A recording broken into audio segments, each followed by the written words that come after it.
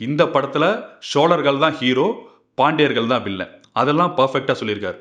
ஆனால் எனக்கு என்ன தோணுதுன்னா, சோழனான கார்த்தி ஹீரோ, பாண்டியனான ரீமாசன் வில்லன் அப்படிங்கிறத இன்டைரக்டாக எங்கேயாவது சொல்லியிருந்தா இன்னும் இந்த படம் ஒர்க் அவுட் ஆகிருக்குமோ அப்படின்னு எனக்கு தோணுது.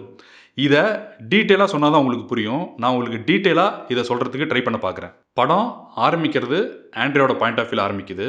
ரீமாசன் அவங்க கதைக்குள்ளே வராங்க. கார்த்தி ஹெல்ப்பரோட தலைவராக அவங்க கதைக்குள்ளே வராங்க. 3 பேரும் சோழர்கள் தேடி பயணத்தை தொடங்குறாங்க. இந்த 3 பேரோட கேரக்டர் ஆர்க்கில் கார்த்தியோட கேரக்டர் ஆர்க்கை விட ஆண்ட்ரியா அண்ட் ரீமாசனோட கேரக்டர் ஆர்க்கு கொஞ்சம் ஹையாகவே தான் இருக்குது. எதனால் இந்த மாதிரி மெயின்டைன் பண்ணணும்னா, செகண்ட் ஹாஃபில் எப்போ கார்த்தி சோழ தூதுவனாக மாறுறாரோ, அதாவது அந்த ஆடிட்டோரியத்தில் ஃபைட் வருதோ, அது கார்த்தியோட கேரக்டர் ஆர்க்கோட பீக் ஹை மூமெண்ட்.